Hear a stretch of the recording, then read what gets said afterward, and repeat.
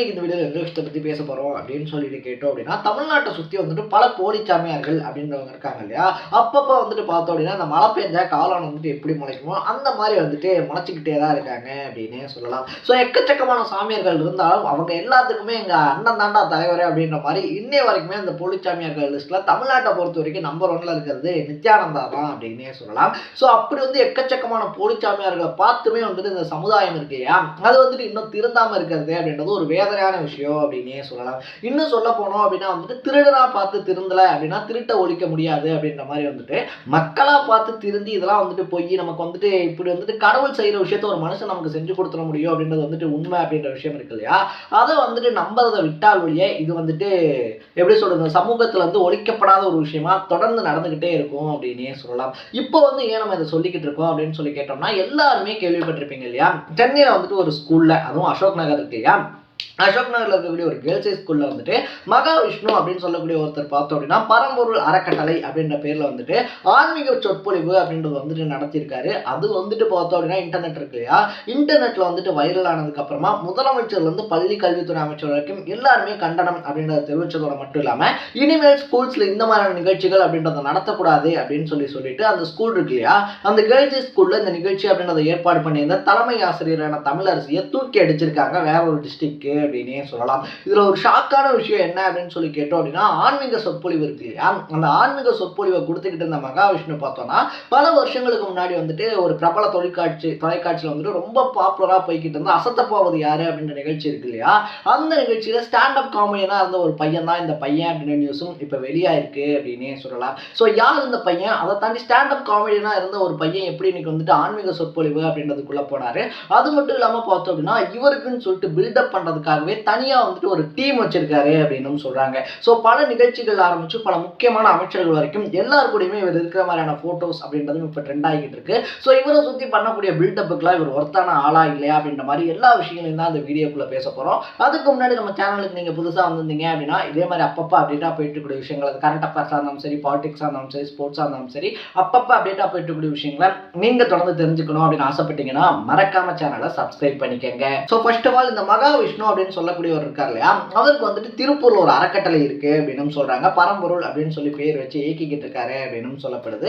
இப்போ வந்துட்டு சென்னை அசோக் நகர்ல இருக்கக்கூடிய கேர்ள்ஸ் ஸ்கூல்ல பேசி அங்க இருக்கக்கூடிய ஒரு டீச்சர் பார்த்தோம் அப்படின்னா, நீங்க என்ன பேசிக்கிட்டு இருக்கீங்க, முன்வினைன்னு சொல்றீங்க, கர்மான்னு வந்துட்டு சொல்றீங்க, அது மட்டும் இல்லாம பார்த்தோம் அப்படின்னா மாற்றுத்திறனாளியா பிறக்கக்கூடியவங்க, ஏழைகள், இந்த வசதி வாய்ப்போட பிறக்கக்கூடியவங்க, இது எல்லாத்துக்குமே பார்த்தோம் அப்படின்னா முன்பிறவி இருக்கு இல்லையா, அதுல நீங்க செஞ்சதுதான் காரணம் அப்படின்னு சொல்லிக்கிட்டு இருக்கீங்க, நீங்க என்ன மாதிரியான விஷயத்த பேசிக்கிட்டு இருக்கீங்க அப்படின்னு சொல்லிட்டு ஒரு மாற்றுத்திறனாளி ஆசிரியர் அவருக்கு அகேன்ஸ்டா கேள்வி கேட்டு அதுக்கு பார்த்தோம் அப்படின்னா மகாவிஷ்ணு இருக்காரு இல்லையா, அவர் வந்துட்டு ஒரு தோரணையா பதில் சொல்லி அது ரெண்டு பேருக்கும் பெரிய வாக்குவாதமா ஆனதுக்கு அப்புறமா அதை வீடியோ எடுத்து சோசியல் மீடியால போட்டதுக்கு அப்புறமா தான் இவ்வளவு பெரிய விஷயம் வெடிச்சிருக்கு அப்படின்னே சொல்றாங்க. சோ இது வந்துட்டு வெளியே தெரிஞ்சிருக்கு. இதுக்கு தாண்டியே பார்த்தோம் அப்படின்னா சைதாப்பேட்டை இருக்கு இல்லையா, சைதாப்பேட்டையில இருக்கக்கூடிய 2 ஸ்கூல்ஸ்ல மகாவிஷ்ணு பேசியிருக்காரு. அது மட்டும் இல்லாம திருப்பூர், கோயம்புத்தூர், ஈரோடு அப்படின்னு சொல்லிட்டு எக்கச்சக்கமான மாவட்டங்கள்ல பார்த்தோம் அப்படின்னா ஸ்கூல்ஸ் அண்ட் காலேஜஸ் இருக்கு இல்லையா, அங்க வந்துட்டு ஒயிட் அண்ட் ஒயிட்ல போய் பேசுறத மகாவிஷ்ணு வாடிக்கையா வச்சிருந்திருக்காரு.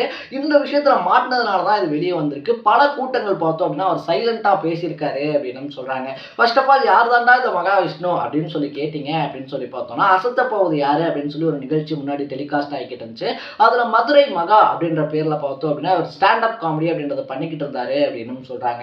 ஸோ அவங்க ஃப்ரெண்ட்ஸ் எல்லாம் இருப்பாங்க இல்லையா, அந்த மாதிரியான ஒரு கேங் கிட்ட வந்துட்டு ஒரு பிரபல நாளிதழ் வந்துட்டு பேட்டி இல்லைன்னா வந்துட்டு என்ன விஷயம் நடக்குது அப்படின்னு சொல்லி கேட்கும்போது அந்த நிகழ்ச்சி முடிஞ்சதுக்கு அப்புறமா பார்த்தோம் அப்படின்னா இவருக்கு எதுவுமே வந்துட்டு கிடைக்கல. டிவியில வந்துட்டு பார்த்தோம் அப்படின்னா பெரிய பெரிய ஷோஸ் கிடைக்கல.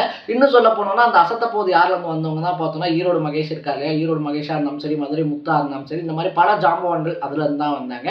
பட் இவருக்கு வந்துட்டு வாய்ப்பு கிடைக்கல அப்படின்றதுனால பார்த்தோம்னா அந்த நிகழ்ச்சியில கிடைச்ச பிரபலம் இருக்கு இல்லையா, அதை வச்சுட்டு என்ன பண்றாரு அப்படின்னு சொல்லி கேட்டோம் அப்படின்னா ஈவெண்ட் பக்கமா போறாரு. ஸோ இன்னைக்குமே வந்துட்டு பார்த்தோம்னா சின்ன திரையில இருக்கக்கூடிய நடிகர்கள் இந்த ஈவெண்ட் இல்லை அப்படின்னா பொழைக்கவே முடியாது அப்படின்ற சுச்சுவேஷன் மாதிரி தான் போய்கிட்டு இருக்கு. இது அவங்களேவும் ஒத்துக்குவாங்க. ஏன்னா நம்ம இங்க இருந்து பார்க்கும்போது பார்த்தோம் அப்படின்னா அப்பா எவ்வளவு பெரிய டிவியில ஆங்கரா இருக்காங்க, எவ்வளவு பெரிய டிவியில ஷோ பண்றாங்க அப்படின்ற மாதிரி இருக்கும். பட் அவங்களுக்கு அங்க கிடைக்கக்கூடிய பேட்டா இருக்கு இல்லையா, அதை வச்சு அவங்களால அன்றாட லைஃபே ஓட்ட முடியாது அப்படின்றது தான் ரியாலிட்டி. ஸோ ஈவெண்ட்ஸ் ஏதாவது பிடிச்சதா அவங்களுடைய லைஃப் அப்படின்றத ஓட்டிக்கிட்டு இருப்பாங்க.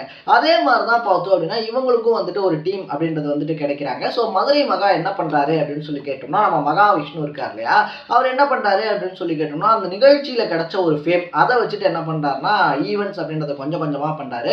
அப்படி அந்த ஈவெண்ட்ஸ் அப்படின்றத பண்ணி அதுக்கப்புறமா ஒரு என்ஜிஓவை பர்சனலாக ஸ்டார்ட் பண்ணுறாரு அப்படின்னு சொல்லப்படுது.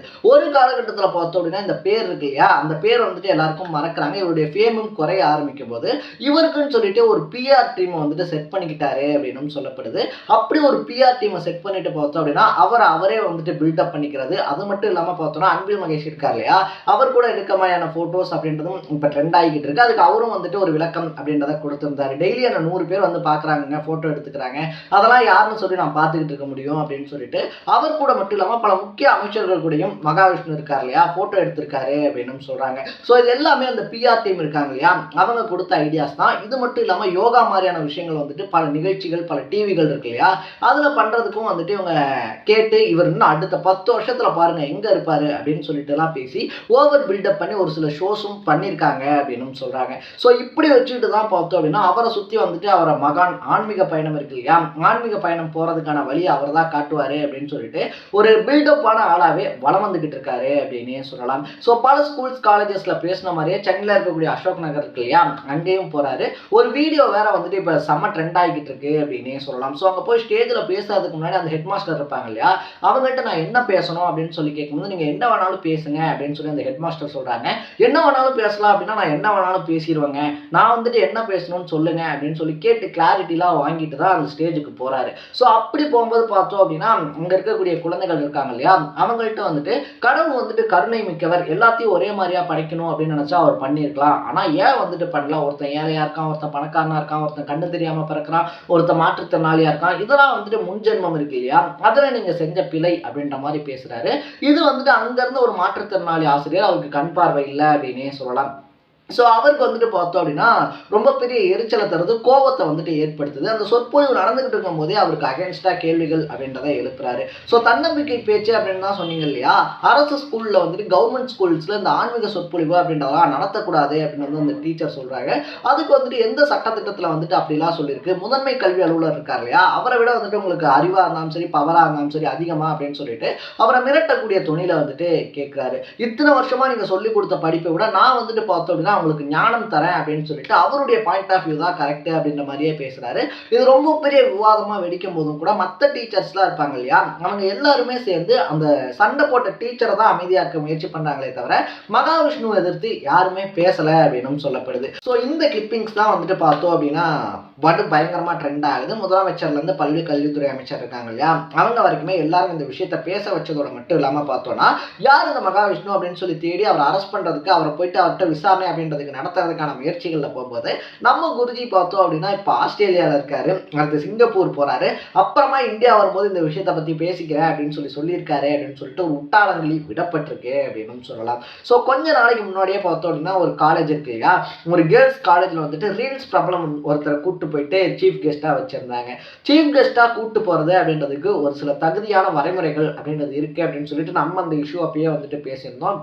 ஏன்னா நான் வந்துட்டு என் லைஃப்ல இவ்வளோ கஷ்டப்பட்டேன், இன்னைக்கு நல்லா இருக்கேன் அப்படின்னு சொல்லிட்டு ஒரு கவர்மெண்ட் ஸ்டாஃபாக இருந்தாலும் சரி இல்லை ஒரு கலெக்டராக இருந்தாலும் சரி போலீஸ் ஆஃபீஸர்ஸ் இருக்காங்க இல்லையா அவங்களா இருந்தாலும் சரி இவங்கெல்லாம் வந்து பேசினாங்க அப்படின்னா ஸ்டூடெண்ட்ஸ்க்கு வந்துட்டு ஒரு மோட்டிவேஷன் வரும். ஓகே நம்மளும் நல்லா படித்தோம் அப்படின்னா சொசைட்டியில் இவங்க மாதிரி ஒரு நல்ல பொசிஷனுக்கு போகலாம், நம்மளுடைய ஃபேமிலி இருக்கு இல்லையா, இன்னைக்கு நம்மளுடைய ஃபேமிலி பேக்ரவுண்ட் இருக்கக்கூடிய நிலைமை அப்படின்றத மாற்றி நம்மளும் ஒரு காரில் டிப்டாப்பான ஆஃபீஸர்ஸாக வரலாம் அப்படின்ற எண்ணங்கள் அவங்களுக்கு வரும். அதை தாண்டி பார்த்தோம் அப்படின்னா ரீல்ஸ் எடுக்கக்கூடியவங்க யூடியூபர்ஸாக இருந்தாலும் சரி இல்லை சூப்பர் சிங்கரில் பாட்டு பாடக்கூடியவங்களா இருந்தாலும் சரி இல்லை டான்ஸ் ஆடக்கூடியவங்களா இருந்தாலும் சரி அவங்களை வச்சு ஈவெண்ட் பண்ண வேணாம் அப்படின்னா நான் சொல்லலாம். ஏன்னா முன்னாடியே சொன்ன மாதிரி அந்த ஈவெண்ட்ஸை நம்பி பல பேர் இருக்காங்க.